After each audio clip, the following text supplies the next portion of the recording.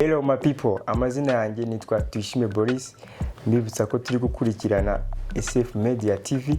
Ikiganiro ni Focused Lifestyle. Uyu munsi twasuye umujeni na mugabo givugunde. Okay, aratangira twibwira amazina ye, atubwire n'ibyo akora muri rusange. Okay, murakoze cyane. Nitwa Ishimwe Abdallah. Mu rugo ni Huye, aho bita Itumba, nkorera ku Mukoni kuri Lighthouse. Andi mazina ya siporo n'ay'akazi bisanzwe. Amazina ya siporo nitwa Abi Trainer. Wasachinga ku mbuga nkoranyambaga, Instagram, Twitter.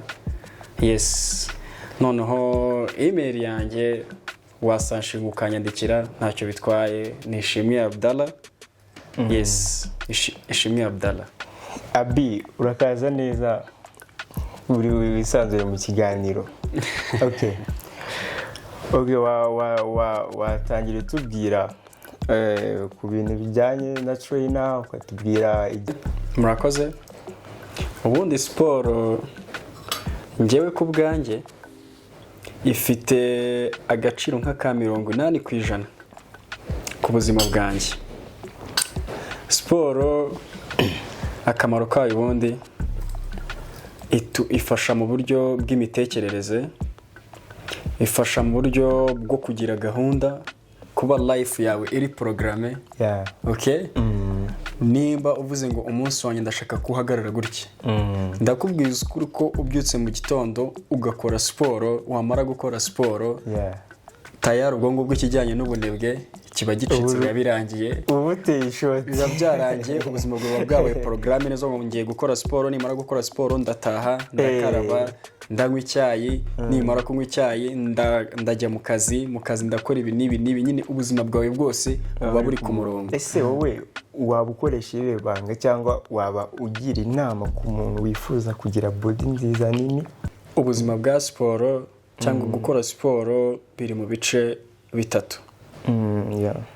Ibice bitatu, hari igice cya mbere gikunda kwifashishwa n'abantu benshi. Igice cya mbere ni icy'abantu bashaka kugabanya ibiro.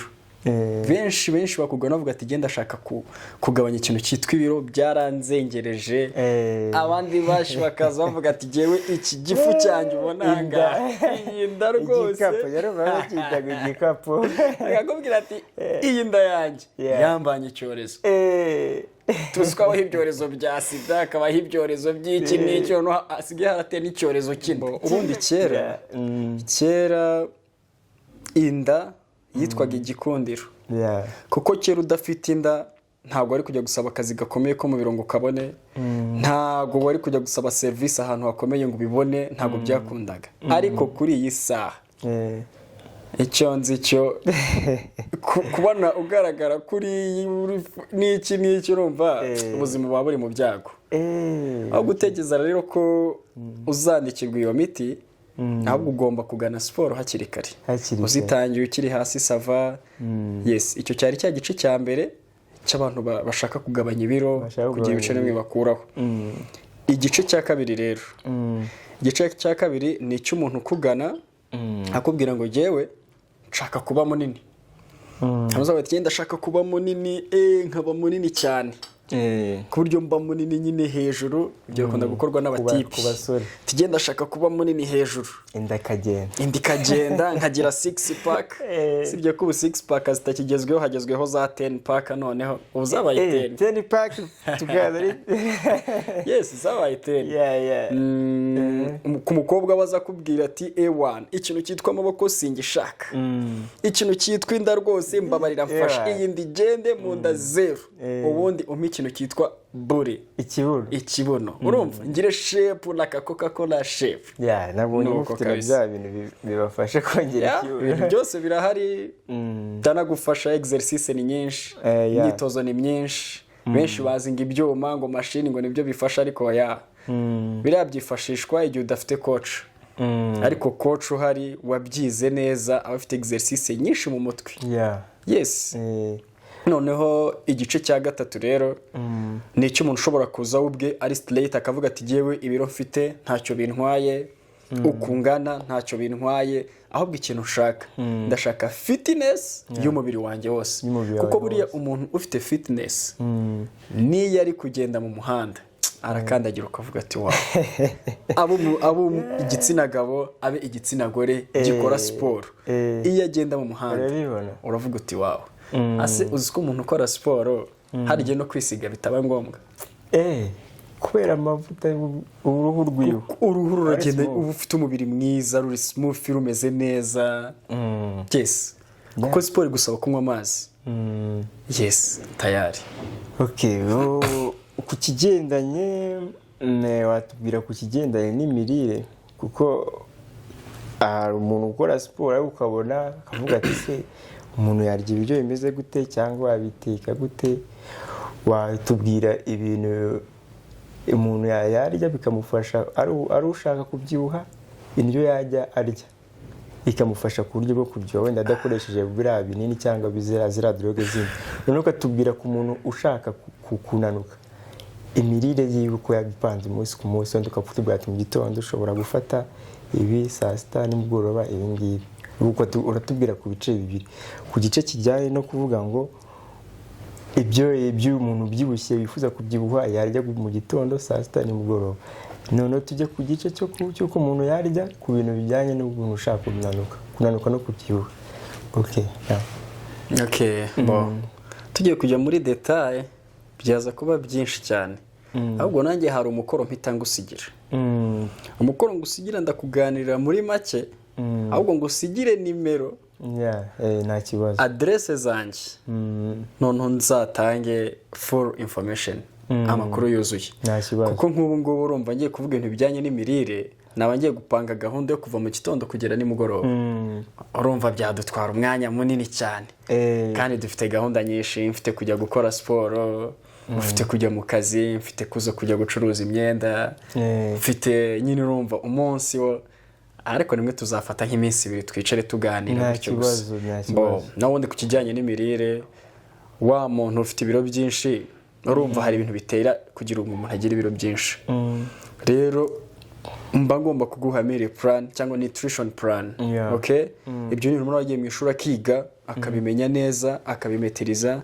akabaza ngo wenda mu gihe runaka gito gishoboka wakoresha iyi gahunda yanjye warya ibingibi mu gitondo saa sita nimugoroba twakora izi siporo mu gihe gito ukabona resulta siporo zonyine ziguha resulta ariko ziguha resulta bitinze ariko workout press nutrition plan or meal plan ibintu bitanga resulta mu buryo bwihuse cyane nuko bimeze rero naho ubundi kijyanye n'amakuru n'iki turaza gushyiraho nimero adresse tubaha adresse neza kuko nkoresha na online ari abantu bari Kigali bakoresha exactly nayo nicyo kintu nari ngiye kukubwira kuko urabona turi mu rwego rwo kwihutisha ibintu kugira ngo umuntu akorere ahantu hose wenda waba ararukitinze aha ngaha ariko ufashe n'abadahari n'abari hanze uretse no kuvuga ngo mu Rwanda gusa n'abari hanze ahantu hose hagiye hatandukanye ukaba wabafasha gukora siporo ubwo watubwira uburyo ubafashamo wenda ku muntu uba utari hano hafi yaba abaturanyi ahantu hatandukanye ubu ndi gufasha ndahera hafi kuko ijya gutera uburezi nyine irabwibanza nk'uko tubizi mu kinyarwanda kandi ugomba guhera ku bantu ba bugufi bakagaragaza umusaruro ati bari abantu bahariya ko bameze neza tayari mfasha muri gym kuri light house noneho ibyo ni abantu tuba turi kumwe imbona nkubone rimwe na rimwe kenshi kuva ku wa gatanu ku wa gatandatu ku cyumweru njya gukorera i Kigali hari abantu b'i Kigali mba ngomba kwegera n'abantu banjye nkabakoresha siporo noneho mu minsi isanzwe mbakoresha online ab'i Kigali aho waba uri hose si ngombwa kuvuga ngo umuntu ukorera online ngo abari hanze yes ndaza kubaha adresse neza z'uburyo twavugana ibindi byose biraba byoroshye si ngombwa kuvuga ngo umuntu uri muri Amerika ngo nuzakora ngo online no ushobora kuba ukorera Rusizi ukeneye gukora siporo, fata telefone yawe dukoreshe online, biroroshye no kugura megabyte gusa akazi kagakomeza.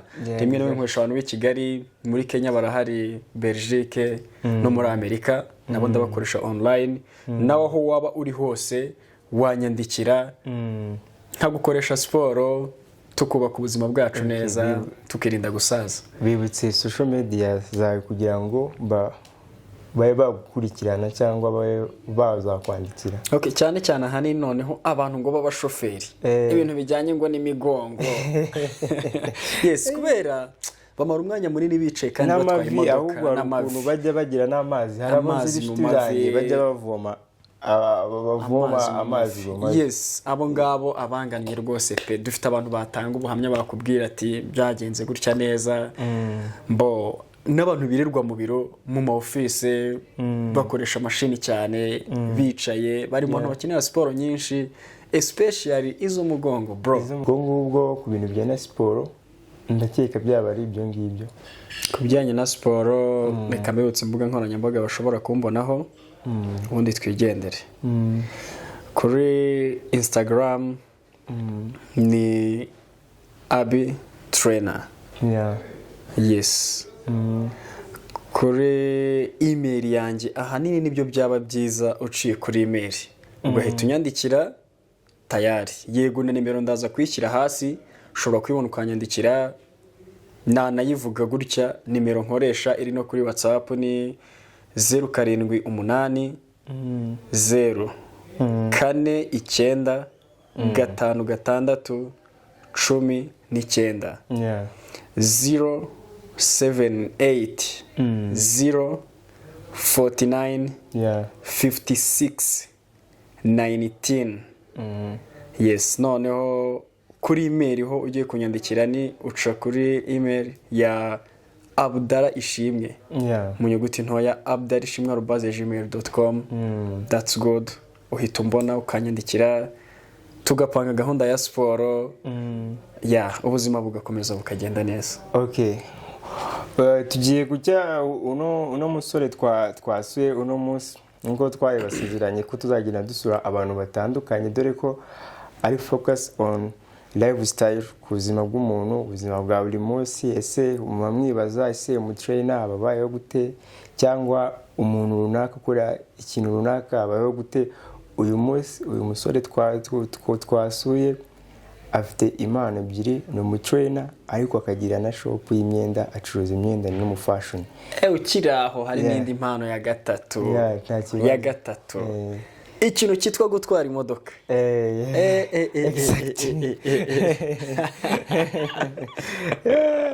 Ubwo urumva ako ni akazi ka gatatu ndako nshaka.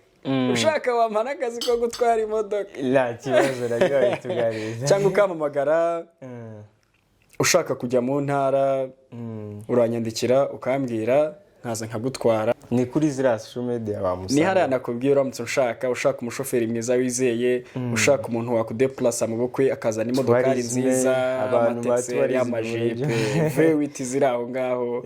Ubaye uri out, DM then I can pick when you reach on the airport. Baraza kuzibona, turagenda baradufasha I'm a driver as professional. Murakoze, stay on touch.